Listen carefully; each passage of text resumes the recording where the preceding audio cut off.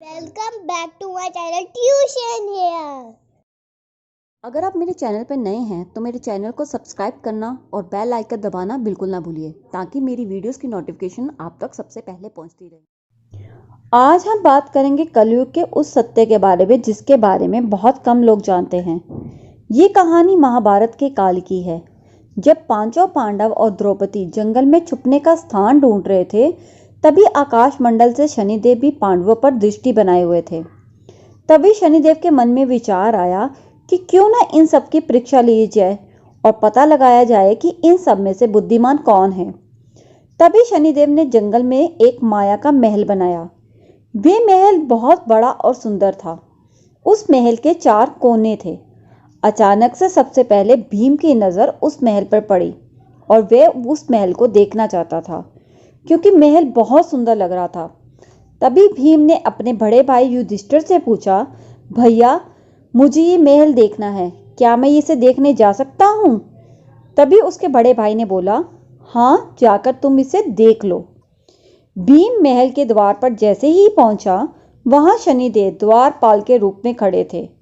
भीम ने तभी उसी द्वारपाल से पूछा, मुझे ये महल देखना है। तभी उस शनिदेव बने द्वारपाल ने बोला, ठीक है आप महल देख सकते हो, लेकिन इस महल को देखने की कुछ शर्तें हैं। तभी भीम ने बोला, शर्तें? कैसी शर्तें? तभी शनिदेव बोले, शर्त नंबर 1, इस महल के 4 कोने हैं, लेकिन आप सिर्फ एक ही कोना देख सकते हैं। शर्त नंबर 2, महल में आपने जो कुछ भी देखा होगा उसके सार सहित आपको व्याख्या देनी होगी। शर्त नंबर 3, अगर आप व्याख्या ना दे पाए तो आप कैद कर लिए जाओगे। तभी भीम बोले, ठीक है। भीम सबसे पहले पूर्व दिशा की ओर चल पड़े। वहां जाकर उन्होंने अद्भुत पशु पक्षी और फल फूलों से लदे हुए वृक्ष देखे जो उन्होंने पहले कभी नहीं देखे थे। आगे जाके उन्होंने 3 कुएं देखे, एक बड़ा कुआं और अगल बगल में 2 छोटे कुएं। जब बीच वाले कुएं में उफान आता तो दोनों छोटे कुओं में पानी भर जाता। कुछ समय बाद जब छोटे कुओं में उफान आता तो खाली पड़े बड़े कुएं का पानी आधा ही भर पाता। ये क्रिया भीम ने कई बार देखी, लेकिन उसे कुछ समझ नहीं आया। वे वापस लौट आया। वापस लौटने पर दरबार ने उससे पूछा, क्या देखा आपने?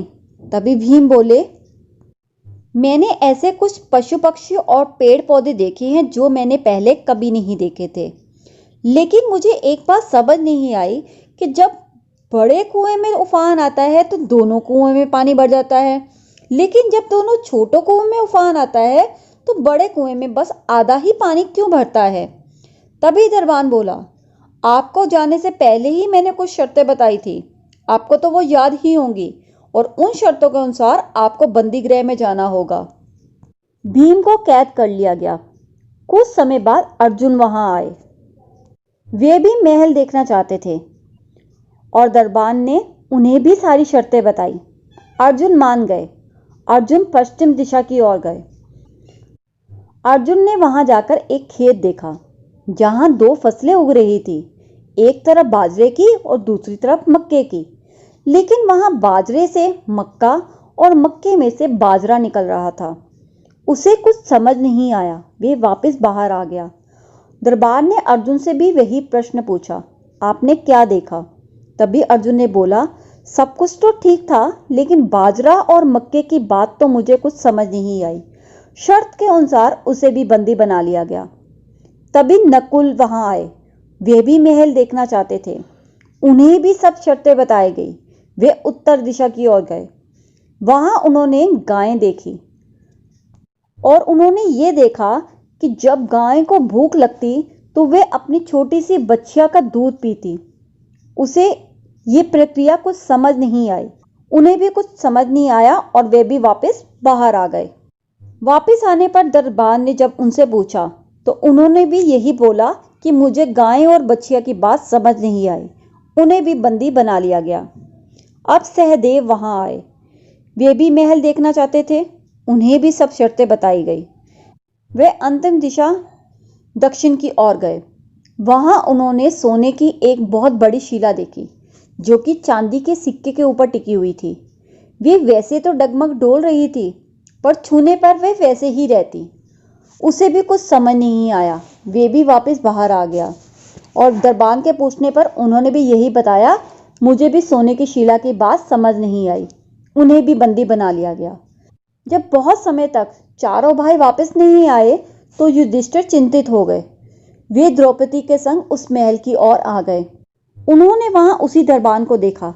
तभी अपने चारों भाइयों के बारे में उससे पूछा।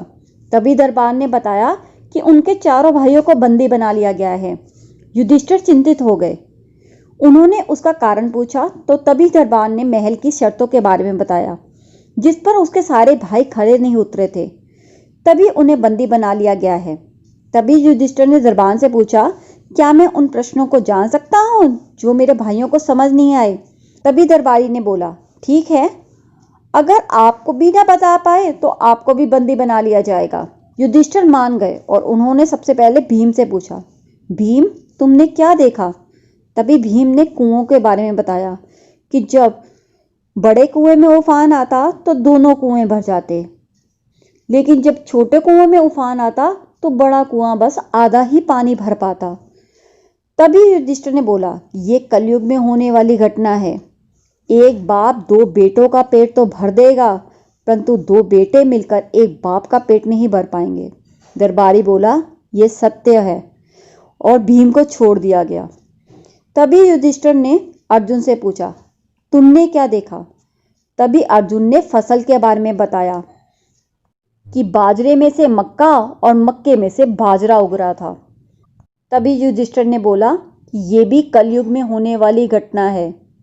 वंश परिवर्तन, यानी ब्राह्मण के घर शूद्र की लड़की और शूद्र के घर बनिए की लड़की ब्याही जाएगी। ये भी बात सत्य निकली और अर्जुन को भी छोड़ दिया गया। अब नकुल की बारी आई। नकुल ने गाय के बारे में बताया कि गाय बछिया का दूध पी रही थी। तभी युधिष्ठिर बोले कि आने वाले कलयुग में माताएं अपनी बेटियों के घर पलेंगी, बेटी का दाना खाएंगी, क्योंकि बेटे सेवा नहीं करेंगे। नकुल को भी छोड़ दिया गया। अब सहदेव की बारी आई। उसने सोने की शिला के बारे में बताया कि वे किस तरह चांदी के सिक्के के ऊपर टिकी हुई थी। तभी युधिष्ठिर बोले, कलयुग में पाप धर्म को दबाता रहेगा, किंतु धर्म फिर भी जिंदा रहेगा, वे खत्म नहीं होगा। तभी सहदेव को भी छोड़ दिया गया। अब चारों भाई आजाद थे और शनिदेव भी अपने असली रूप में आ गए और उन्होंने बताया कि मैं जानना चाहता था कि तुम सब में से सबसे बुद्धिमान कौन है, और मेरी इस प्रतियोगिता में युधिष्ठिर जीत गए। और युधिष्ठिर की बताई हुई हर बात आने वाले कलयुग में सही साबित होगी। अब आप खुद सोचिए, आज जो कुछ भी हो रहा है वे पहले से निर्धारित था या नहीं?